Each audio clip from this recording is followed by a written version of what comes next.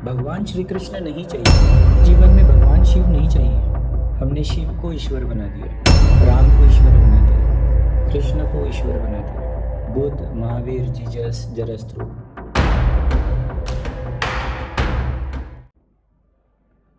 अगर हमें अपने जीवन में रूपांतरण लाना है, हमारे समाज में वो रूपांतरण लाना है,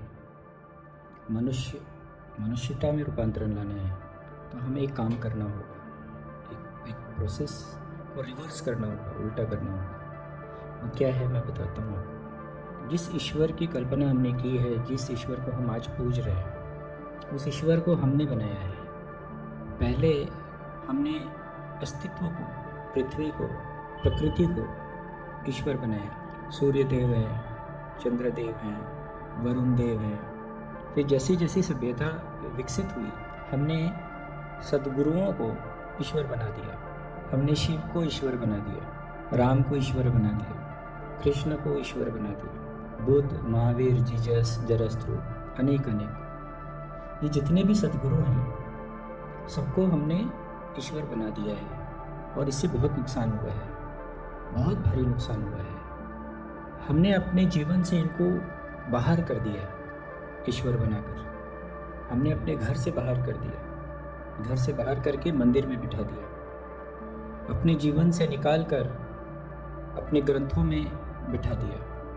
शिव, राम, कृष्ण अब हमारे जीवन में नहीं है, बहुत दूर हो गए हैं। हमने ईश्वर बनाकर उनको पूजना शुरू कर दिया है, वो अब हमारे जीवन के हिस्से नहीं रहे। ये जो हमने किया, ये जो मनुष्यता ने किया है, ये बहुत ही गलत काम किया है।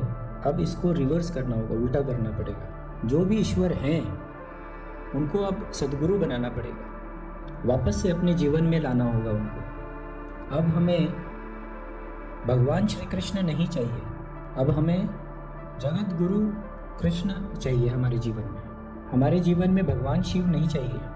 अब हमारे जीवन में आदि गुरु, आदि योगी शिव हमारे जीवन में चाहिए।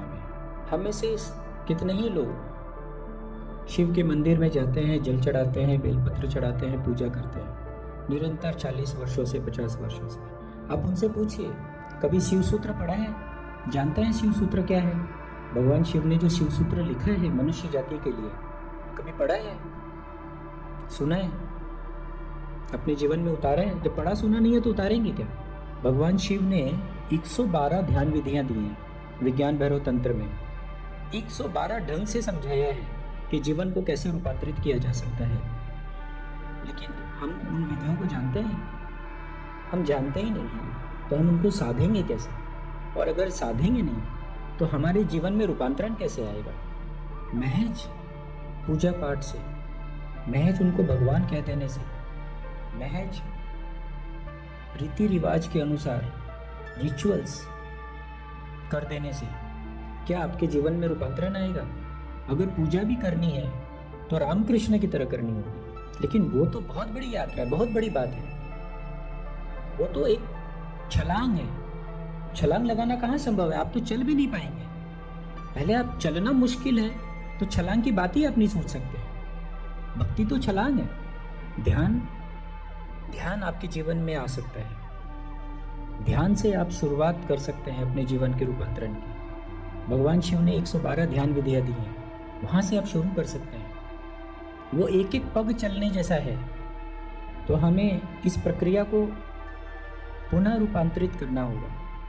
सारे भगवान को मंदिर से हटाकर अपने जीवन में लाना होगा। हमें हिंदू नहीं होना है, हमें कृष्ण होना है।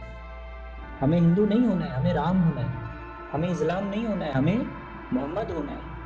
हमें क्रिश्चियन नहीं होना है, हमें जीसस होना है। पाखंड में नहीं फंसना है, हमें अपने जीवन को रूपांतरित करना है। तो सद्गुरुओं को अपने जीवन में उतारना है। और ये सद्गुरु हमारे भगवान हैं। हमने ठीक कहा कि ये भगवान स्वरूप है, ये बात बिल्कुल ठीक है, न्याय संगत है। लेकिन हमने भगवान बनाकर इनको जो अपने जीवन से दूर कर दिया है, इनको जो ताक पे बैठा दिया है, मंदिर में बैठा दिया है, ग्रंथों में बैठा दिया है, वहाँ से निकाल कर अपने जीवन में उतारना है। और जीवन में उतारने के लिए इनको भगवान से सद्गुरु बनाना होगा हमें। मैं पुनः आपको याद दिलाऊं, आदि शंकराचार्य कृष्ण के लिए क्या कहते हैं? वसुदेव सुततं देवं कंसचाणूरमर्दनं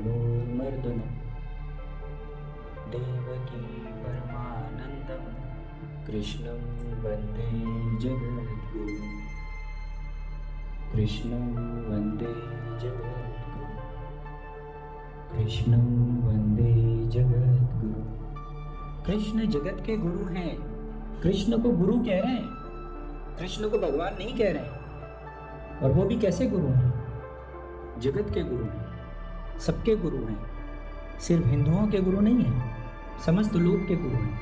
तो अगर अपने जीवन में रूपांतरण लाना है सचमुच, अगर समाज में परिवर्तन लाना है सचमुच, तो आपको सारे भगवान को नीचे उतार कर सद्गुरु बनाना है और अपने जीवन में उनको उतारना है।